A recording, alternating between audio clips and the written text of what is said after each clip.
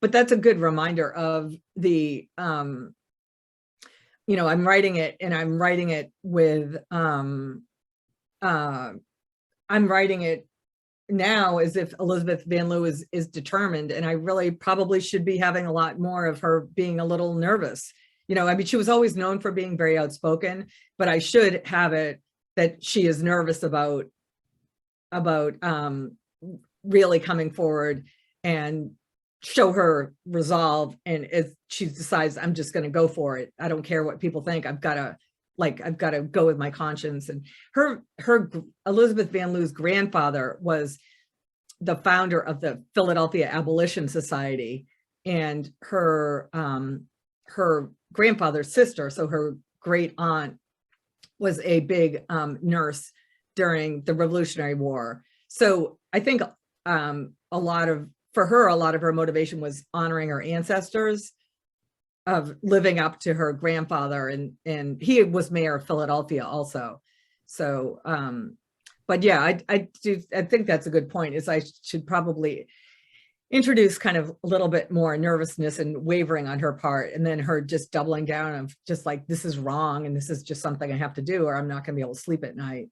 And I do think that's is what happened. She kept a journal on her night table where she would write things, but she kept it on her night table so that if she, the police came and arrested her in the middle of the night for being a spy, that she could destroy her journal. And then she also buried parts of it in her backyard that were dug up later on. But a lot of there's definitely parts of her journal that are missing, but there's a lot that's still there. So it's neat to actually be able to write her own words. But I, would have inspired her to keep a journal, knowing that could have unraveled so much were it discovered. I mean, why is she keeping notes on a criminal conspiracy? Right. But I think it also goes to like, even this woman was tough as nails, but like, even she was human. And it was like, that's what I was kind of writing the other day of her, like, this is my one friend that I can trust, is my journal, because you have to be so careful about what you were saying and what you were doing, that, even she needed an outlet to get her feelings down of being a social. I mean, this woman had like John Marshall in her house. She had Edgar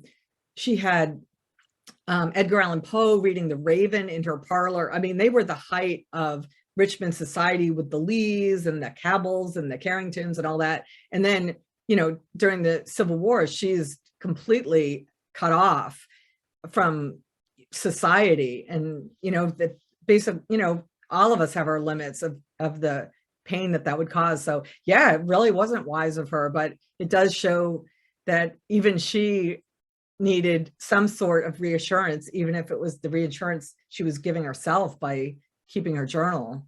But I think she maybe had an idea that someday someone will read this and they'll know that I existed. This is something I also did. Yeah, I that's a good point for posterity, but gosh, it just must have been hard to imagine when really the whole town is turned. I mean, people were threatening to burn her house down. I mean, people were threatening her all the time. And but I don't know. I mean, yeah, I hopefully she did. I mean, she definitely thought she was on the right side of history. And, I mean, there's quotes in her journal of like, forgive them, they know not what they do. And her despair was just is just heartbreaking. But what's interesting is a lot of people who felt that way moved north, and she didn't, because she felt like she could affect change being in Virginia. She also felt like she didn't want to abandon her slaves there either, and wanted to stay and take care of them and take care of the people.